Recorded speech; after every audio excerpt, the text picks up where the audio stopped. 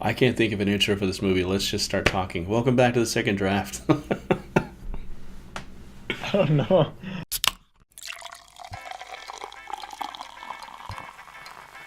This movie's perplexing. Right off the top of my head, it's a movie that feels like it's 2.5 hours long. And you look back on the 2.5 hours you just spent watching it, and you're like, how did they fill that time? Where is the emotional depth? Where's the character development? Where are the major plot points? Because you can't pick those out off the top of your head. No, you can't. I don't know how to. And I think we should preface this by saying we've both read the book And enjoyed the book. like fans of the book.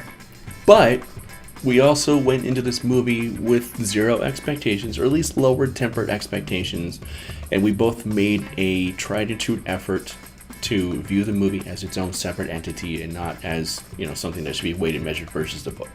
Fair. And before you start trolling in the comments, we know that Ernest Cline was a factor in creating the script of this movie and that he had his start in screenwriting. I've seen Fanboys. I know Ernest Cline's work, is what I'm saying. I've read Armada, too. I know what he's capable of. That said, Ready Player One did not land where I wanted it to. It didn't do what I thought. When I saw the movie was coming out and I saw the trailers, I fully tempered my expectations. Trailer number 1 came out, and it was the race, and that was the first challenge, if you will, before getting the copper key. And I said, okay, this is the moment where the studio is saying, we're going to shatter all the glass of your expectations and say, this is what you really should expect coming into this movie. And they delivered on that. That is what they wanted to do, and that's what they did. And I think anybody that went into the movie expecting to see the book should have expected to be disappointed. That being said, going into the movie, there is a lot of nuance from the book that wasn't conveyed properly, that could have been, that is very easily conveyed. There are a lot of character moments that happen over the course of a single scene that could have been conveyed, and I think were pivotal. There are a few things, especially from the kind of antagonist from the IOI side, Nolan Sorrento, those kind of things that I think just really should have been front and center, and they really weren't. But I don't know. What were your first thoughts? What was the first thing that kind of sticks out to you that kind of like puts a thorn in your side? I'm going to go ahead and continue on with that thought about IOI, which is, the villainous corporation that's trying to seize control of the Oasis away from the public at large, and in particular Sorrento, who is the figurehead who is trying to, beat all the other players to, the Easter egg that the creator of the Oasis had hidden in the virtual world, who would, grant that user, the control of the Oasis in James Halliday's Infinite Wealth or whatever. The thing that bothered me the most was the fact that the movie just had no emotional or there was no emotional gravitas. There was no dangerous stakes. Never at any point did you ever feel like the characters are in any real danger. And we're going to go into spoiled territory. So if you haven't read the book's a quick read. It's enjoyable. You'd probably read it in 2 afternoons. I read it in a weekend. And I wasn't even straining myself to do so. And if you're not a reader, the audiobook is narrated by Will Wheaton. Just do it. It's super easy. So, fair warning, right here now, I'll put a timestamp down at the end where you can just skip to the very end where we say goodbye and Alex does the thing with the camera if you want. But in the book, IOI is nefarious, and the whole post-apocalyptic view of the world extends into more than just set dressing. IOI is a dastardly and literally murderous corporation, and greedy as hell, and they're just out to just control, which essentially, not just a social gathering for most of the world at that point, but also the basis for the world economy at that point. Literally everybody has retreated from the real world into the Oasis, and pretty much everything you do, everything you manufacture, everything you do for work, you do in the Oasis, because there's just nothing to do in the real world anymore. It's a wasteland. In the book, the IOIs are throwing kids out of windows and murdering them because they get too close to, solving the puzzles and beating them to the next key or next challenge to try and win this Easter egg. And there's actual literal stakes. They They kind of alluded to it with Artemis in a little aside, which didn't really work. But in the book, it's Parzival, Wade, who's the main character of the book, who almost literally gets enslaved by this corporation. Like, he literally becomes a mentally and physically broken slave of this corporation, and they're like basically like driving him as a prisoner to try and finish these challenges. Institutionalized, yeah. Yeah, and I-O-I was evil as hell in the book, and in the movie they're like, gosh gee willikers. Like, there's a pivotal scene at the very end of the film where, I mean, I don't even know if you want to call this a spoiler, because you pretty at this point you pretty much know the good guys are going to win anyway, where Wade finds the last key, opens up the thing, he does the thing with Halliday, and he gets the Easter egg, and he wins the challenge. And there's this scene where Sorrento, the head of the I-O-I, has chased them down while they're in their van driving around with their rigs in the virtual world. Boasts up in the van, has a gun pointed at Parzival, and he's about to shoot him, and he realizes that Parzival's won the contest, and he just kind of smiles to himself like, oh gee, the little guy did it. And he sees the single tear that Parzival has. And I'm sitting there like, honestly, why don't you just shoot him? Like, what have you got to lose anyway? But that wasn't the villain up to the point. He wasn't. He was a half-baked villain. There was nothing scary about him. He wasn't dastardly or sinister, or it just felt like a friendly competition that just. Yeah. It was really weird, the man. Physical. Sorrento in the movie was the physical manifestation of I-O-I as a whole. Right. He was the CEO of this company, right? Or like he was running the show, right? And the show had become the hunt. Now in the book, they make it seem that I-O-I is the internet service provider, the ISP that is like that is providing to the rest of the world all of these services, primarily their connection to the Oasis, and therefore they have this kind of slight manipulation. It's not even slight. They have this manipulation in their plans to make sure that they get to be the people that own the Oasis. Therefore, not only do they own the Oasis, they own the connection, and there you have it. Mm-hmm. Sorrento was one of the coolest characters in the book by nature of he was the foil to Wade. Wade was this nerdy kid who had nothing really to live for except for the Oasis. He saw the interaction invitation, and he thought, I'm going to be a gunter. I'm going to be an egg hunter. I'm going to find I'm going to find the all of the keys in the gates. I'm going to find what Halliday left for everybody here, because I know that I can take care of it. I know that that's kind of like what he lives for, right? Sorrento was his foil because he was a game developer. He was also a nerd, like somebody that loved the 80s and bought into all these things and became the head of a segment of I-O-I. Right. Therefore, when it became prevalent, he was the head honcho. Not he was the head honcho. He was the like segmented head honcho that became the leader of I-O-I in this specific seasonal time. And in the movie, he's kind of just like mush all of that together because movie, and and then just like push that out there as he's this bad guy that doesn't know anything about the 80s. In the book, he knew damn near as much as Parzival. Right. Arguably more in certain circumstances, and that's what made him such a formidable opponent. The challenge in the books is they need to get to the next place, and the challenge in the movies is we need to get there before this corporation who has more money and resources than us does. That's a plot in the book, but it's a subplot, and I think it deserves to be a subplot. It's not like the main thing in that way in the movie. And that's what makes it a C movie. That's why Rotten Tomatoes has it sitting at a 74% is that it does not warrant anything more, because the evil corporation is the bad guy, and that's it. That's it, plain and simple. I can describe the conflict in the movie in a single sentence. I-O-I is bad. They want to win. There are no stakes, like you said. Yeah,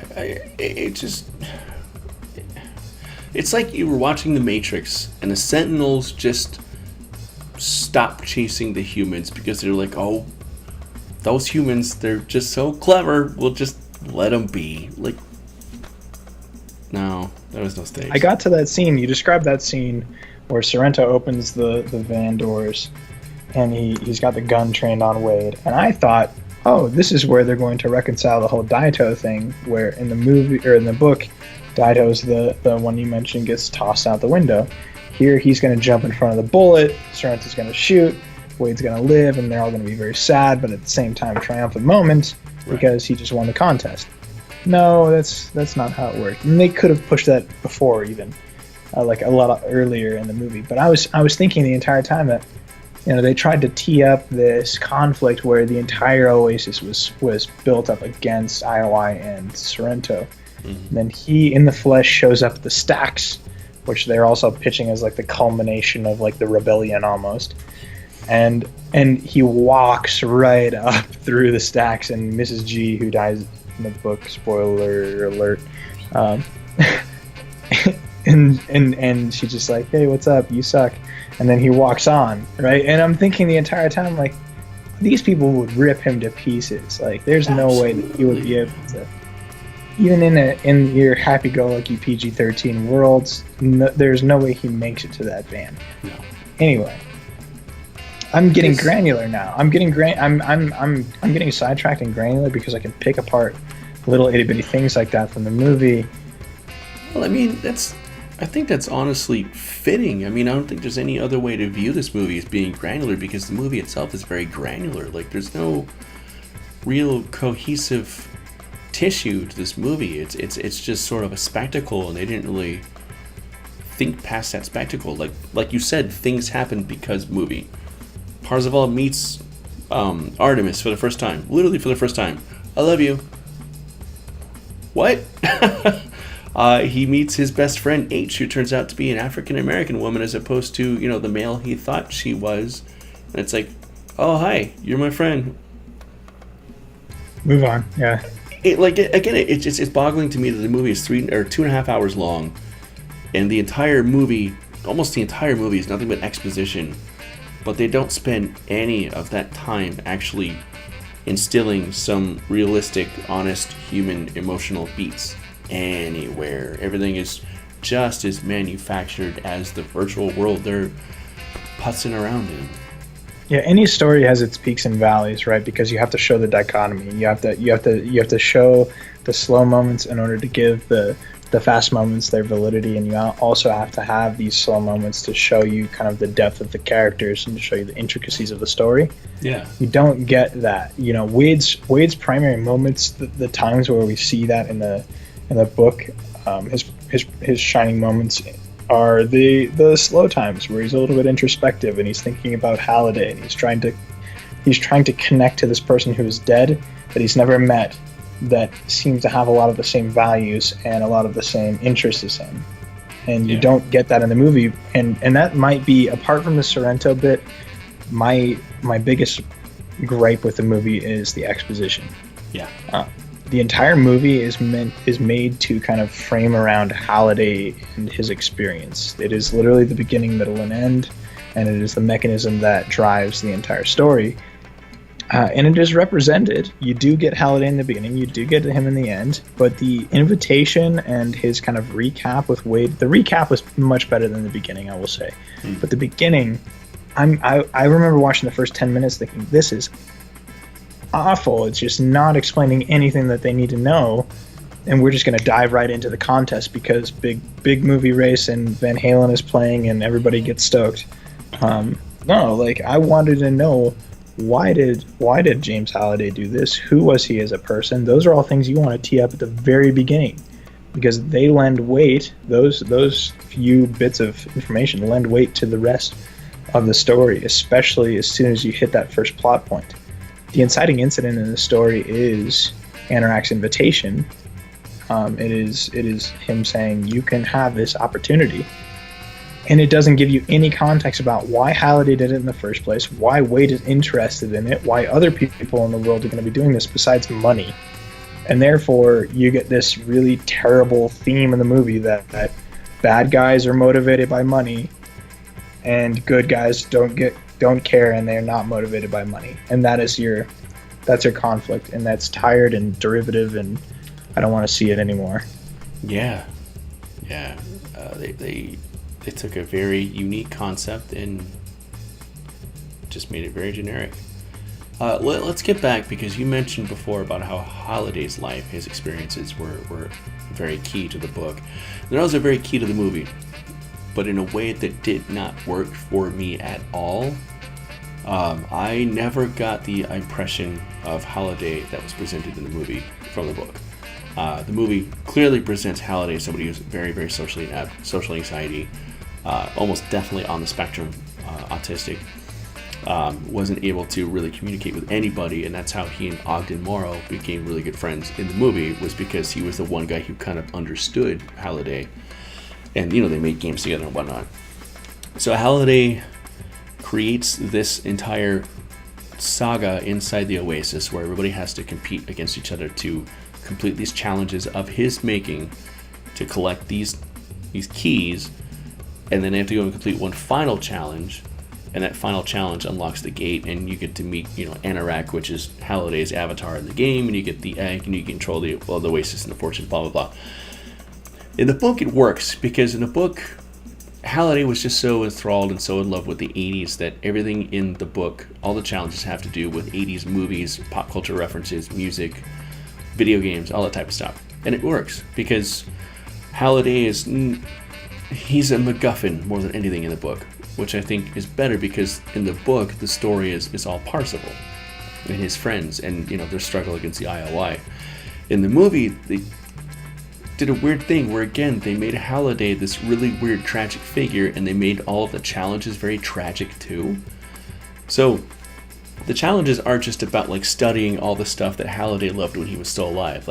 In the book, you have to go through the entire War Games movie with Matthew Broderick. You have to know all the lines. You have to basically act out a virtual simulation of War Games in order to beat it. You have to beat Joust. Was one of the, I think it was the first challenge in the book, because Halliday just loved the hell out of Joust. And in this, clearly they couldn't get the licensing for the stuff they wanted to, or maybe they decided it wouldn't work, because maybe reenacting all of War Games would kind of be boring to see in a movie in 2018.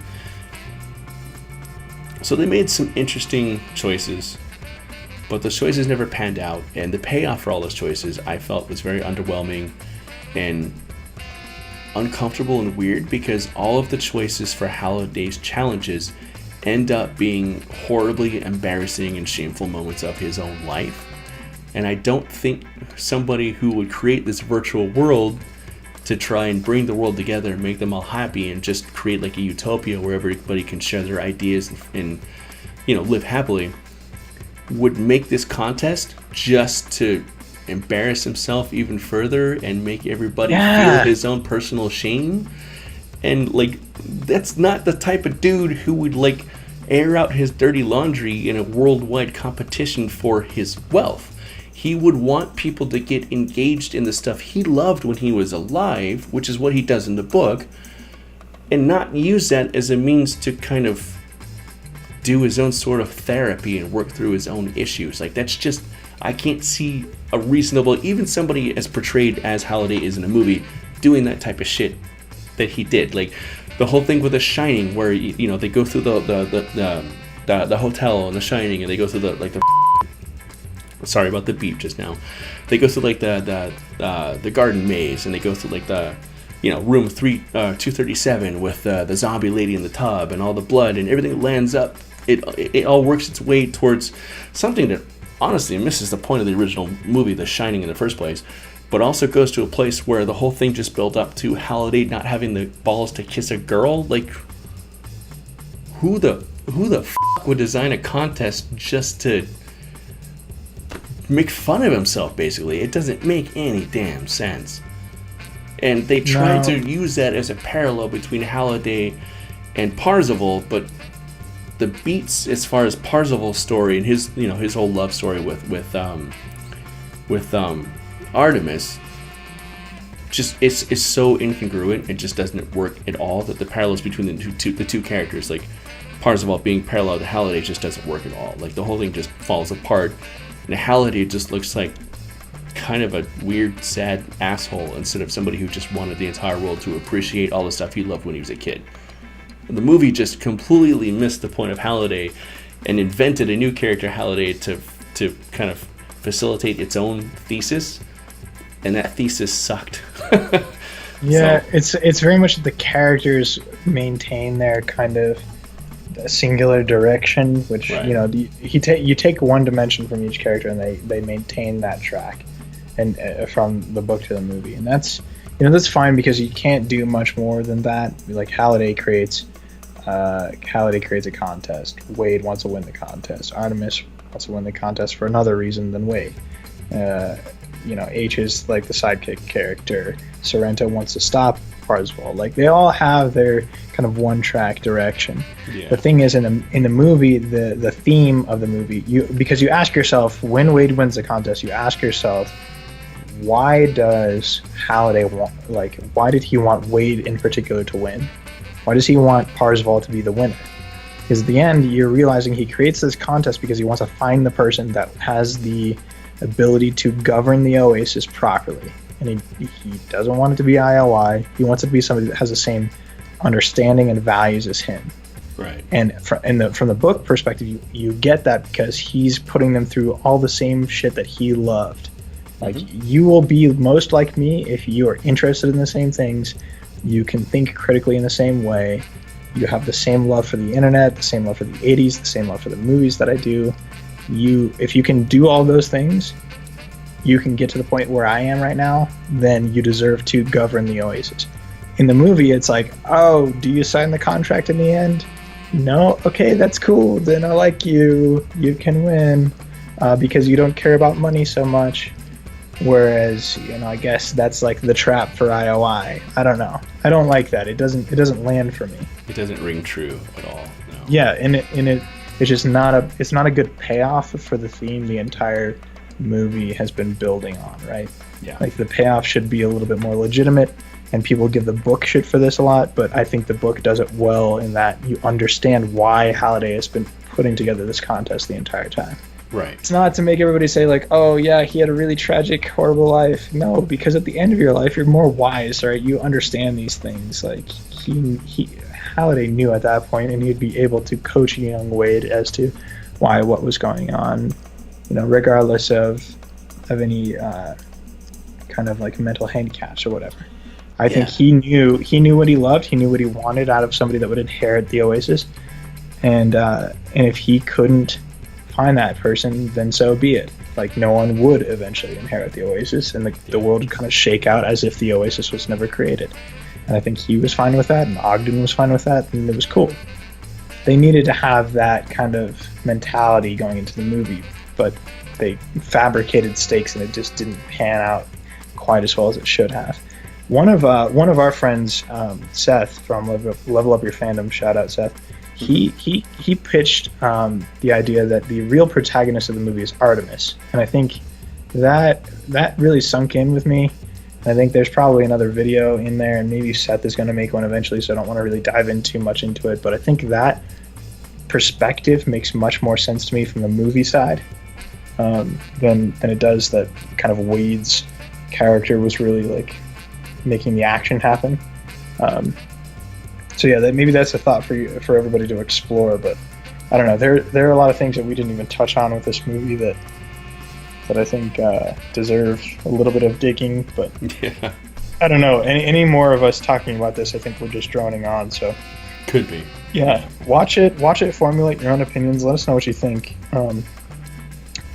There's a lot to be said about this movie, and I commend Steven Spielberg and Ernest Cline on their adaptation and their ability to kind of like bring Paige to the screen in an interesting way, because I think the visual spectacle was interesting. It was entertaining. Sure. I do think that it felt like a very typical Spielberg film that somebody might pick up now and watch from back 20-30 years ago, and I don't think that says much about his ability to kind of like Evolve. put forward a movie in today's day and age. This movie does not bode well for the next Indiana Jones. No, he's still one of my favorite directors. I don't think this one really landed quite as well as it could have, and that's maybe all I've got to say about it. I'll stop rambling now. Let us know what you thought about Ready Player One. Everybody's talking about it, so you may as well talk about it down below if you've made it through this video, and we commend you for that. Hopefully we've brought you some decent insights, and hopefully you'll bring us some as well, because again, every video we do is the grounds for a conversation, so we want to converse with you. And if you thought Ready Player One was the second coming and the best movie ever, feel free to tell us we should drink a 6-pack of beer and jump off a bridge like that one lady did when we did the Cobra Kai video. And we'll find a nice low bridge over water and drink a 6-pack before diving in. Yeah. So yeah, thank you guys for watching. Please share your thoughts below, and keep an eye out for the next video. We love you guys, and we'll see you next time. Next time.